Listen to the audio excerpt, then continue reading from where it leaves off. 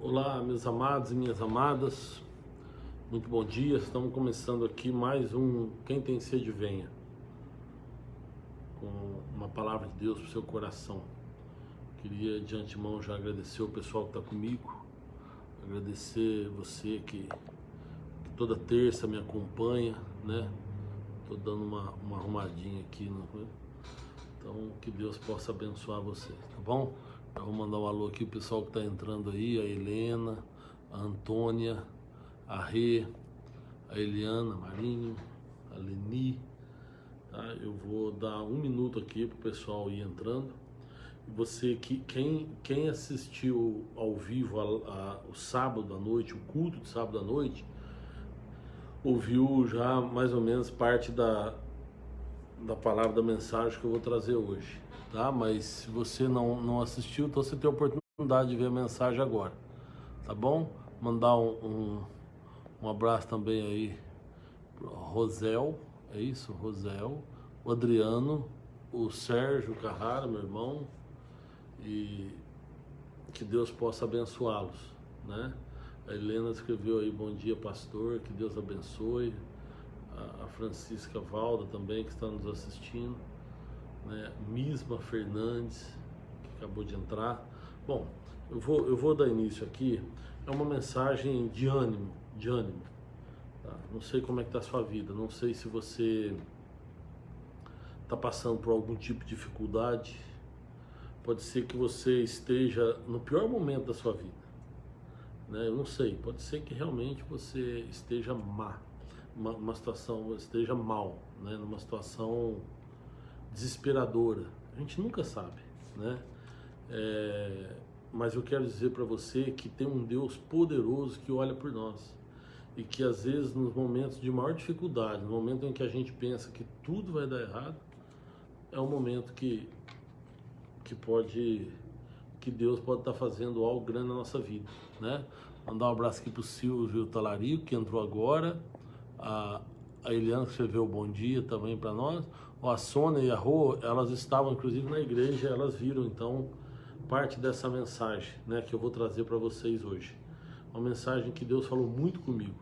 Sempre quando eu trago uma mensagem, é porque essa mensagem já falou comigo antes, né? Então quando a mensagem fala comigo, eu assimilo aquilo, eu rumino aquilo e depois eu passo para vocês. Uma mensagem que falou muito comigo, eu levei na igreja no sábado e agora eu vou trazer para vocês aqui também, tá bom? O Vanderlei escreveu aí bom dia primo, o Jurandir que entrou, enfim, todo o pessoal que está entrando aí, sejam muito bem-vindos. Eu vou ler um texto aqui com vocês, está lá em Romanos, capítulo 8, versículo 18, que diz assim, olha, porque para mim, eu tenho por certo que as aflições desse tempo presente não são para comparar com a glória que em nós há de ser revelada. Olha só, porque eu tenho para mim que as aflições desse tempo presente não são para comparar com a glória que em nós há de ser revelada. Essa frase, né, lá na igreja eu usei o outro texto que está lá em 1 Coríntios, no capítulo 2, 14, né? Capítulo 2, 14, deixa eu ver. É isso mesmo. Que fala que as coisas de Deus, para o homem natural, parecem loucura, porque elas se discernem espiritualmente, né? E realmente, às vezes, acontece coisa na vida da gente e que a gente acha que é loucura, né? Mas eu quero, para falar desse texto aqui, dessas aflições do tempo presente, não são para comparar com a glória que em nós há de ser revelada.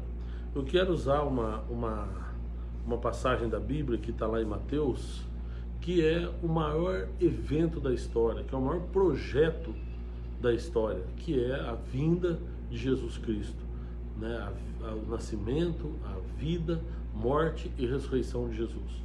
Isso para mim, é o maior acontecimento da história, o maior fato da história. Mas eu queria ver com vocês aqui como que isso começou, né? Então, eu vou ler com vocês o capítulo 1 de Mateus, a partir do versículo 18. Ora, o nascimento de Jesus Cristo foi assim. estando Maria, sua mãe, desposada com José, antes de se ajuntarem, achou-se ter concebido do Espírito Santo. Então José, seu marido, como era justo e não queria infamar, intentou deixá-la secretamente. E projetando ele isso, eis que em sonho lhe apareceu um anjo, dizendo: José, filho de Davi, não temas receber Maria, tua mulher, porque o que nela está gerado é do Espírito Santo. Então olha só o que o anjo fala aqui para José: não temas receber Maria, porque o que nela está gerado é do Espírito Santo. Eu queria fazer aqui com vocês um contexto aí da situação geral aqui de Maria e de José. Imagina só, Maria devia ser uma moça adolescente, né, muito jovem. Ela está se preparando para casar, né? Ela está se preparando para o seu matrimônio, que devia estar para acontecer ali dali uns dias, né? Naquela época, os noivos, eles era como se já tivessem casados, né? Quando uma filha era prometida, esposa para outro homem, né? Principalmente nas tradições judaicas, era praticamente um casamento que durava muito tempo até chegar o dia da cerimônia, né? Mas eles ficavam um tempo aí noivando e já com muitas cerimônias, muita festa e tal, até chegar realmente o dia da cerimônia. Então o que fala aqui é o seguinte, é que Maria estava desposada, né? Ou seja, ela estava prometida em casamento já, estava praticamente casada com um jovem chamado José. Aí olha o que acontece, a Bíblia fala assim, ó, antes de se ajuntarem, achou-se ter concebido o Espírito Santo. Então, a gente sabe que lá em Lucas, o anjo aparece para Maria e fala para ela: Maria, você vai ter um filho, e esse filho você vai pôr o nome de Jesus e tal. Mas vamos primeiro imaginar a situação dela. Como que ela passou a se sentir? Uma menina jovem, esperando para casar, preparando ali o casamento, né? Preparando ali toda a parte festiva ali, e de repente ela recebe a visita de um anjo e fala: você está grávida do Espírito Santo. Acabou com a vida dela, acabou com a situação dela ali, virou uma confusão, a vida dela virou uma confusão. Porque ela está para casar, como é que ela vai chegar para o noivo dela e vai falar assim: olha, eu estou grávida e é do Espírito Santo? Precisa ter muita fé para acreditar numa história dessa, né? Mas foi o que aconteceu. Então começa a imaginar, a primeira coisa é isso, é o desespero de Maria quando ela recebe essa notícia, que ela está grávida, né? E você vê que o anjo, antes de ela, lá em Lucas, você pode ver lá, que antes de acontecer isso, ela é avisada pelo anjo e ela concorda, ela aceita aquela missão que Deus deu para ela. Mas numa situação muito difícil, numa situação em que hoje, a gente vendo a situação, sabe que ela deve ter ficado feliz por participar de um projeto grandioso como esse, né? Porém, se a gente contextualizar ali, foi um momento de muita dificuldade, muito sofrimento para ela, né? Encarar uma coisa dessa tem que realmente ser, tem que abrir mão, tem que renunciar a muitas coisas, né? Principalmente a reputação dela, porque muitos ali não devem ter acreditado nessa história, não deveriam acreditar se soubessem, né? Mas é o que acontece, ela chega e conta para José, né? Aí o versículo 19 fala: então José, seu marido, como era justo e não queria infamar, tentou deixá-la secretamente. José, então, a gente percebe aqui no texto que de cara ele não acreditou na história dela, né? Foi essa moça tá me deixando, quer me deixar louco, como é que ela quer que eu acredite numa história dessa? E aí então ele secretamente, como ele era justo e como ele preocupou com a reputação dela, porque ali, se ele expõe essa situação publicamente, ela seria apedrejada, né? Ela seria tirada para fora da cidade, seria apedrejada até a morte, isso com certeza, pela tradição ali judaica. Mas José, ele ficou pensando em como ele faria para preservar a vida dela e para não se sentir desonrado perante a sociedade, né? Então, ele, a princípio ele não acredita, mas ele também não quer infamar, não quer trazer aquela situação ali publicamente para preservar a vida de Maria, né? Aí no versículo 19 fala, e projetando ele isso, ou seja, José estava pensando no que ele ia fazer. José estava projetando para ver qual que seria a atitude que ele ia tomar diante daquela situação. Ele estava pensando um jeito de sair de forma honrosa e também poupar a vida de Maria, né? E nessa situação toda, nesse período todo, que ele está pensando, que ele está projetando, que ele está pensando assim, o que ele vai fazer da vida, surge então um anjo que em sonho fala para ele, não temas receber Maria por tua mulher, porque o que nela está gerado é do Espírito Santo. Aí José passa a acreditar. Mas olha que quando o anjo aparece para ele, o anjo lembra quem ele é. Olha só, lhe apareceu um anjo do Senhor, dizendo, José, filho de Davi. Antes de acontecer qualquer coisa, ele coloca José na situação em que ele estava, ou seja, quem é você? Você é filho de Davi. Você é um cara escolhido de uma geração de onde viria o Messias, né? O capítulo 1 de Mateus aí, se você ver antes do versículo, nós começamos a ler o versículo 18, fala da genealogia de Jesus, né? Até tem uma coisa interessante aqui na Bíblia, olha só, Mateus citou 4 mulheres na genealogia de Jesus. Normalmente ele cita só o pai, né? Mas não sei por que motivo aqui ele cita 4 mulheres. E as 4 mulheres, se você pegar, a primeira é Tamar, porque ele fala assim, olha, Abraão gerou Isaac, Isaac gerou Jacó, e Jacó gerou a Judá e os seus irmãos. E Judá gerou de Tamar a Pérez. Olha só, então, a primeira mulher que ele põe aqui é uma mulher chamada Tamar. Ele fala o seguinte, que Judá gerou de Tamar a Pérez. Quem era Tamar? Tamar era uma nora de Judá. Tamar, nora de Judá, que ficou viúva, casou com o filho mais novo dele, né? Ou seja, ela casou com o próprio cunhado, que era mais novo. Aí ficou viúva de novo. Aí Jacó falou para ela, olha, o menor está muito novo, quando ele crescer eu te dou em casamento. E ele não fez isso. E chegou um certo dia que ela ficou sabendo que ele tinha saído da cidade, que ele estava indo para outro local, ela se vestiu de prostituta e se ofereceu a ele. E aí ele acabou transando com ela, né? E ela teve um filho. Ele transou sem saber que era a nora dele, porém ela sabia que ele era o sogro.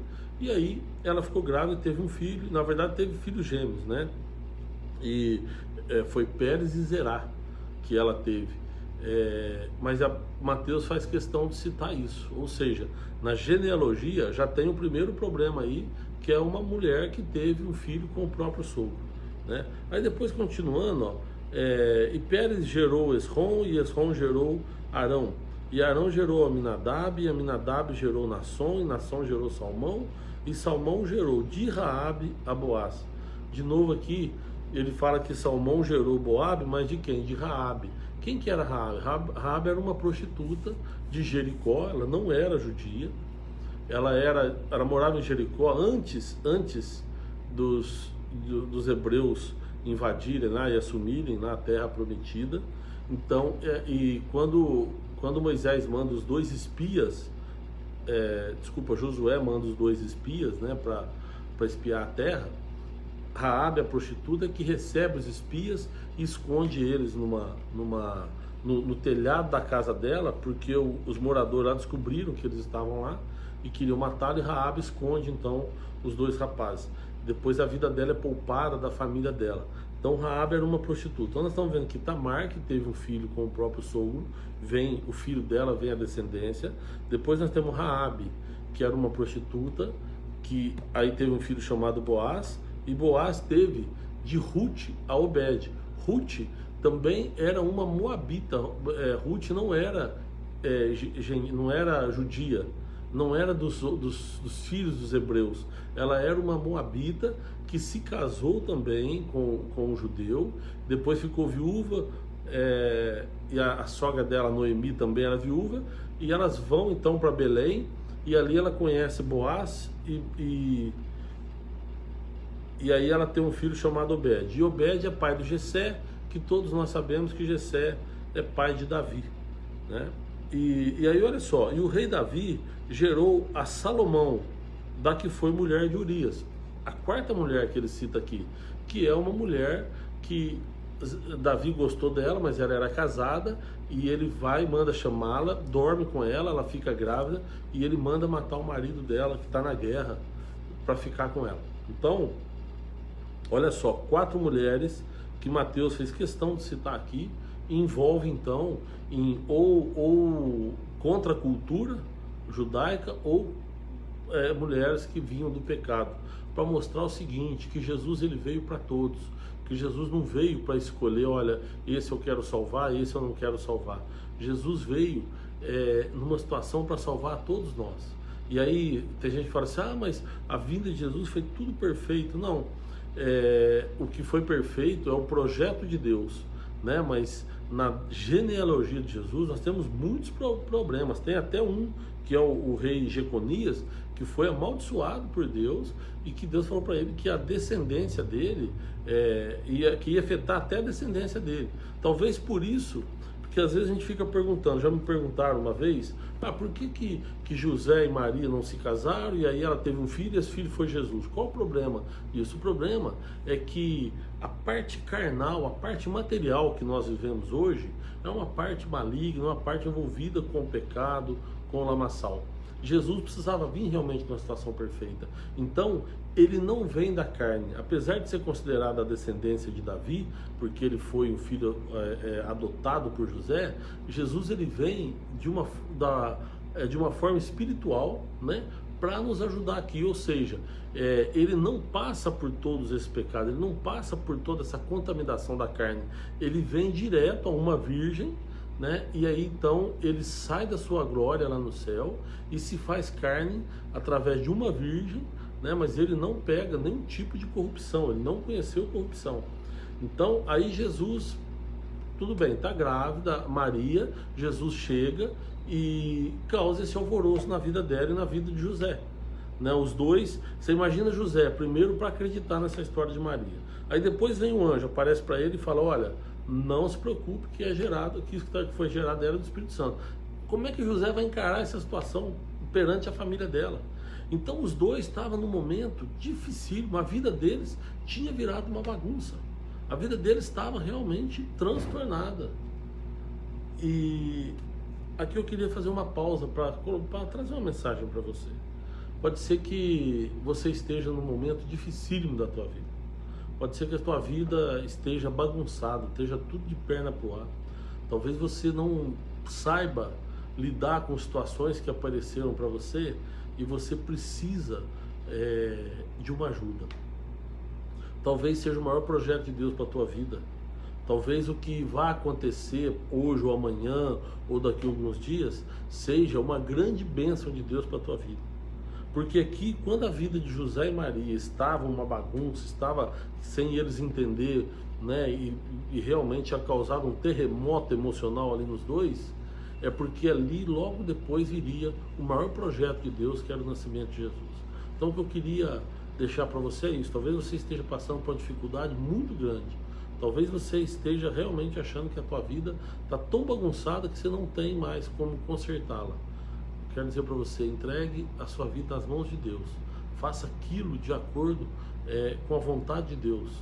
Porque pode ser que Deus esteja reservando para você o maior projeto dele na tua vida. Tá bom? Então, fé, confia em Deus.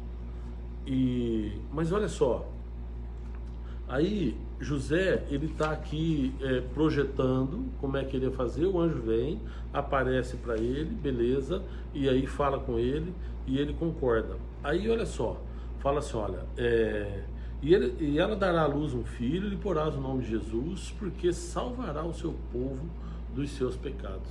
Olha que o anjo não fala para ele, aí ele vai poder ajudar o povo, ou ele vai salvar de alguns pecados, ou não, ele fala vai salvar o seu povo dos seus pecados. Ele já fala no plural e não tem limitação. Ou seja, Jesus veio para salvar todos nós dos nossos pecados. Ele veio para trazer a salvação. Por isso ele veio para apresentar o reino. Ele veio para apresentar as boas novas do reino de Deus, que é a salvação, que é a vida eterna. E aí depois, eis que a virgem conceberá. Isso aqui ele está falando assim, foi para se cumprir o que foi dito pelo profeta, que diz que eis a virgem conceberá e dará à luz um filho, ele será chamado de Emanuel, que significa Deus conosco. O problema desse Deus conosco é isso, é que quando a gente entra na presença de Deus, e quando Deus está conosco, o mundo à nossa volta tende a se revoltar, tende a não aceitar aquilo. E aí começa a querer criticar, começa a nos julgar, né? Mas na verdade isso faz parte do nosso caminhar com Deus, né? A renúncia, nós renunciarmos coisas para ter Deus conosco é importante. Então, também não desanime, não dê ouvido àqueles que querem te tirar da presença de Deus. Porque se a gente olhar aqui o segundo capítulo de Mateus, a gente vai ver uma coisa interessante. Eu vou entrar nisso. Mas olha só, a Bíblia diz que José não conheceu Maria até o nascimento do seu filho. Ou seja, José, ele ajudou Maria, provavelmente ele casou, ele levou o casamento adiante, devia estar perto ali o casamento, e aí então ela foi até o nascimento dela, José não tocou nela. Aí quando o filho nasceu, depois disso, aí passado lá o tempo do resguardo lá, que José então coabitou com Maria, que ele passou então a ter uma vida com ela de marido e mulher, e ali tiveram outros filhos, mas é agora da carne, né, e não do espírito. Mas olha só, o capítulo 2 fala que vieram os magos do Oriente, não fala quantos, só fala que vieram os magos, e eles trouxeram alguns presentes e vieram para quê? Para adorar aquele que é nascido rei dos judeus. Quando eles estão passando ali por Jerusalém, eles visitam o rei Herodes e perguntam: onde é que está nascido o rei dos judeus? Aquilo ali causou uma comoção, causou um negócio também muito forte, uma revolta muito grande, não só em Herodes, mas como nos príncipes dele. Então olha só, nós vamos ler. O capítulo 2 fala assim, olha: tendo nascido Jesus em Belém da Judéia, no tempo do rei Herodes, eis que os magos vieram do Oriente a Jerusalém e perguntaram: onde está aquele que é nascido rei dos judeus? Porque vimos a sua estrela no Oriente e viemos adorá-lo. Então eles, pela luz de Cristo, eles vieram sabendo que o rei havia nascido e que eles vieram adorar. Só que o rei, eles estavam tendo uma visão espiritual, eles sabiam que o rei era aquele que era vindo de Deus e que reina no mundo para onde nós vamos, né? No mundo espiritual, que é na verdade o mundo real. Então, olha só, o versículo 3 fala assim, ó: e o rei Herodes, ouvindo isso, perturbou-se, e toda Jerusalém com ele. E congregados todos os príncipes dos sacerdotes e os escribas do povo, perguntou-lhes onde havia de nascer o Cristo. Então, Herodes se perturbou demais, toda Jerusalém se perturbou com ele, causou um reboliço ali, um alvoroço na cidade, né? E todos queriam saber onde é que nasceria, né? E aí, alguém citou a profecia também, né? Ele cita lá aquela parte de Miqueias que fala que em Belém da Judéia, porque assim está escrito pelo profeta: e tu, Belém, terra de Judá, de modo nenhum és a menor entre as capitais de Judá, porque de ti sairá o guia que há de apacentar o meu povo de Israel. Então tinha essa profecia lá em Miqueias, e agora ele cita: olha, o nascimento dele deve ser em Belém. Aí o Herodes pede para os magos: olha, vai lá então, se você descobrir, me volta e me fala onde é que está, que eu também queria adorá-lo. Na verdade, Herodes queria matá-lo. Como os magos foram avisados por Deus, eles foram depois embora por outro caminho. E aí então começa uma matança de crianças, porque Herodes mandou matar todas as crianças que tinham menos de 2 anos, com medo realmente de aquela criança que tinha nascido tomar o lugar dele como rei, ou tomar o lugar da linhagem, da família dele. Então no versículo 13 fala assim, ó: e tendo-se eles retirado, eis que um anjo do Senhor apareceu a José em sonho, dizendo: levanta-te e toma o menino e a sua mãe e foge para o Egito, e demora-te lá até que eu te diga, porque Herodes há de procurar o menino para o matar, né? E aí então acontece tudo isso, Herodes manda matar, né, todas as crianças, mas aí nesse caso Jesus já tinha... a família dele já tinha fugido para o Egito. Aqui eu quero trazer uma segunda mensagem para você. quando a gente não conhece Jesus, nós somos governados por coisas, por reis que não nos amam, que não querem o nosso bem. E muitas vezes a gente cria ídolos, cria reis na nossa vida, cria aqueles que comandam a nossa vida sem perceber no início, mas quando a gente percebe, a gente já está dominado por eles. Tem uns que são governados pela bebida, não conseguem ficar longe da bebida. Tem uns que são governados por, sei lá, novelas. Tem uns que são governados pelo futebol. Tem uns que são governados por droga. Outros por sexo, por prostituição, enfim. Cada um é governado por um rei diferente. A questão é que tudo isso é comandado por um rei que está no reino das trevas e que domina o nosso mundo hoje, aqui na Terra. Por isso, Deus apresentou como o maior projeto da história o seu Filho Jesus, porque ele tem um reino preparado para nós, diferente desse que a gente vive. Por isso que nós somos peregrinos em terra que não é nossa. Por quê? Porque nós somos, Deus falou isso lá para Abraão, que a descendência dele seria peregrina em terra que não era dele. Porque na verdade nós estamos aqui sendo peregrinos numa terra que não é nossa. Nós vamos para um outro patamar, nós vamos para um outro local que é o reino.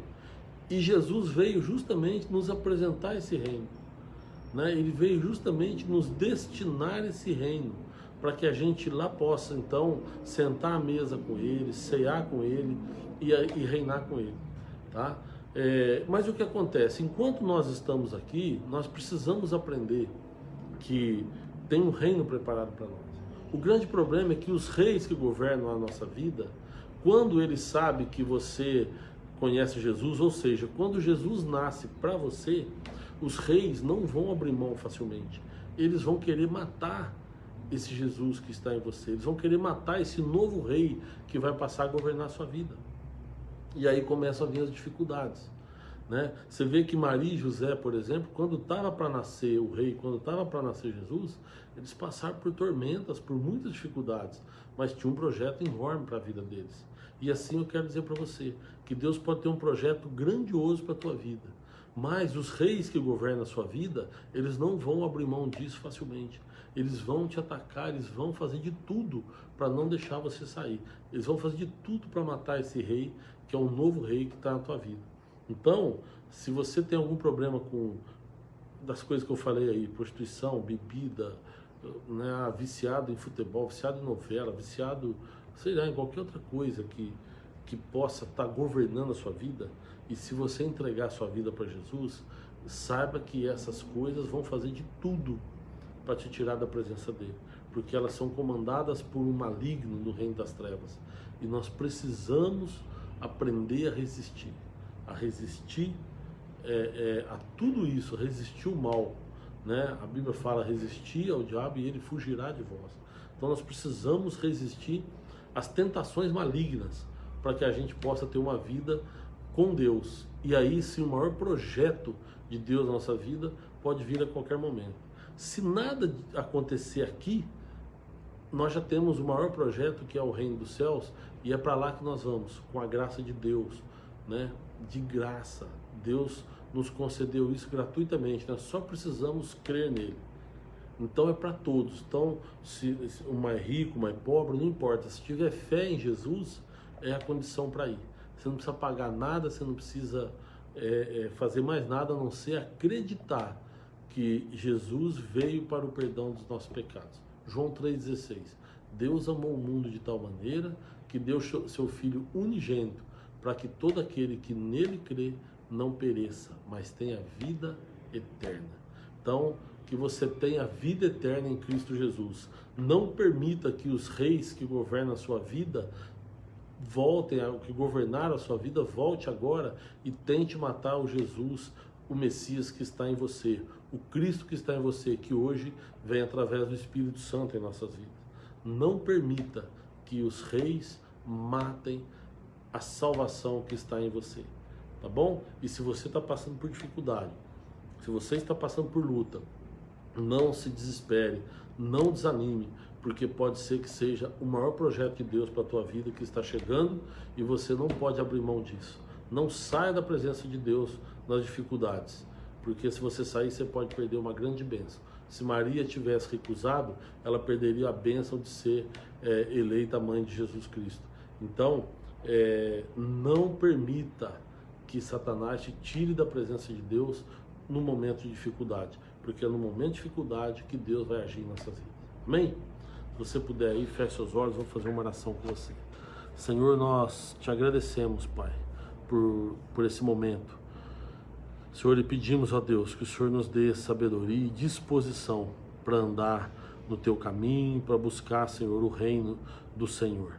Então, Deus, nós te agradecemos porque o Senhor enviou o seu Filho Jesus num projeto maravilhoso e que nós temos a oportunidade de saber e de conhecer esse projeto, Pai. Por isso também nós somos gratos, ó Deus. E te pedimos, Pai, não permita que Satanás venha roubar a nossa alegria, não venha nos tirar da tua presença, Pai. A gente sabe que são muitas as coisas que ele nos oferece para nos tirar da tua presença, mas nos ajude a resistir a tudo isso, Pai. É o que nós te pedimos também. Pai, eu quero lembrar daquelas pessoas que estão passando por dificuldade, daquelas pessoas, ó Deus, que acham que a vida não tem mais conserto, daquelas pessoas que acham que a partir de agora vão ter problemas sempre, aquelas pessoas que estão desesperançosas, Pai. Quero lembrá-las e apresentá-las diante do Senhor, para que o Senhor possa abençoá-las, em nome de Jesus. Amém. Meus amados, obrigado, viu? Todo o pessoal que esteve com a gente aí, puxa, bastante gente que esteve aqui hoje. Vou mandar um abraço a Helena, a Antônia, a Rê, a Eliana, a Leni, Rosel, Adriano, o Sérgio Carrara, a Francisca, a Misma, a Fran. Aí na pessoa da Fran, eu quero cumprimentar todo o pessoal que trabalha com ela lá, o Rogério, Luísa, quem mais? O pessoal que trabalha, o Darley, né, que não trabalha lá com ela, mas que trabalha também comigo. Enfim, todo o pessoal, tá bom? Que trabalha com a gente, que Deus abençoe a todos, viu? A Rô, a Sônia, aí cumprimentar também o Carlos e o Jorginho, né? A Eliana, o Silvio César Talarico, a Raimunda, o Adélcio, o Denilson, o Vanderlei, a Maria Ribeiro, a Tânia, o Jurandir, a Ana Dantas, a Ana Selma, escreveu a paz do Senhor, a Roseli, a Terezinha, a Ana Paula, o Fábio, a Josiane, quem mais? O Fabinho Darley, a Sônia, a Cleide, o Roberto Gomes, o Edgar, o Antônio Pires, Paulo Ferrari, a Elisângela, o Anderson, a Rosmarie, o Rosemary, o Adriano Canuto, a Rosa, a Terezinha Galhardo, a Sandra, a Rosa, o Carlos Oliveira, que Deus te abençoe, Carlos, e toda a sua família, a Fabi, a Cleusa, o Ademir, a Sara, a Liduína, é isso, Liduína, a Regiomar, a Norma, Mércia, João Carlos, Valdenê, Isilda, Elaine. A Isilda escreveu aqui um bom dia para você também, viu, Isilda? E parabéns e que Deus te abençoe nessa nova caminhada. A Elaine, o presbítero Osvaldo, é isso? Amaral, José Valdecir, meu Deus, é muita gente, todos vocês, viu? Se eu não falei isso, não me perdoa, porque é uma lista muito grande aqui de nomes, mas que Deus possa abençoar todos vocês com a graça e com a misericórdia dele, tá bom? E terça-feira que vem a gente está aí novamente. No sábado, se você quiser, a gente tem um culto de jovens lá na comunidade Cristo Vive Mananciais. Então, se você quiser também, para quem quiser ir presencialmente, é na rua Salto Grande 47, no Jardim do Trevo, em Campinas. Ou então, você pode nos acompanhar aqui pelo Quem Tem Sede Vem, tá bom?